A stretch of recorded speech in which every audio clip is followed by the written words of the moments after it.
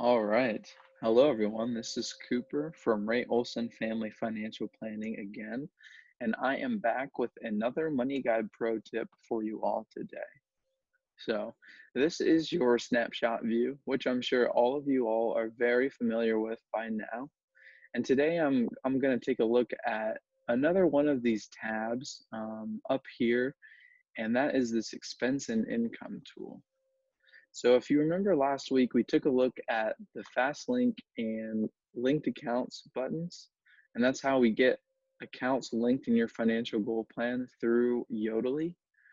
This is another tool through Yodlee, and what it does is it actually conducts an analysis on those linked accounts and tries to categorize all of your expenses and income.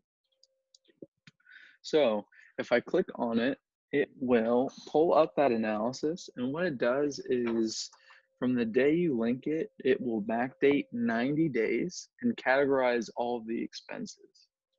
And so now if you had linked it about a year ago, you could actually go in here and take a look at the entire past year and each month and the spending for each month, in addition to the income. So if you go up here, you can actually click income, and that will pull up the same linked accounts and the income feature. So as you can see here, April was a pretty good month for income wise. And if we go back to the expenses, we can dive into those expenses. So April was a little bit more spending wise, but as I just showed, income was also up. But if we just wanted to take a look at a month in particular, let's hop into June right here. And so if we go into June, it will show this cool little circle chart. And this is where it categorizes all of those expenses. And so we have here home expenses, food expenses, personal and family expenses, miscellaneous, healthcare. So it has all of these expenses. And now if I actually, let's say, well, the home expenses, that seems a little more than what I usually am spending on the home. So let me take a look at that one. If I click on it, it will bring all these subcategories up. And so we have the mortgages, we have home improvement, we have loans. And if I scroll down here, it will actually show all of those transactions.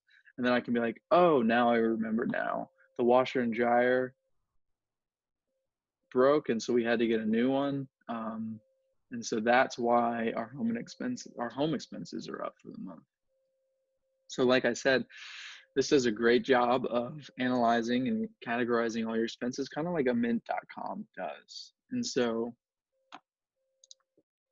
if you actually were in here and you're like, well, this kind of seems off. And of course it's a computer, so it's not going to do everything perfect. It does a really good job of roughly estimating everything. But if it was off, you can actually go in here and add a transaction. So if I wanted to add a $500 transaction, I could add the description of Airbnb. It was a withdrawal. It was debited from my checking account, and it was in the month of June. It was on a Friday, so we took a weekend. And then I can categorize it in the travel section. So let's go down here. Where is that travel? I'll just search travel. There we go, travel. So now I can add it in there and it will be accounted for in the expense analysis. The last thing I do want to show you briefly is if you go into this more section, you can actually print out the analysis. So if you're more someone who likes to look at stuff in hard copy, you can push this print button and it will actually print out the pages that you're on. And so it's a really useful tool. I hope that was helpful, and I appreciate you all taking the time to watch this video. Thank you.